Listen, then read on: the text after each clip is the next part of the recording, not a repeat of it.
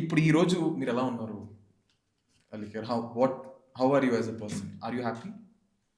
Happy అంటే నువ్వు చూసేదాన్ని బట్టి హ్యాపీనెస్ ఉంటది Nikhil. I'm happy with my children. Tarak లేని లోటు నోబడీ ఈస్ గోయింగ్ టు ఎవ్వరు తీరవలేని బాధ అది. అది దాంతోనే బతుకుతున్నాను.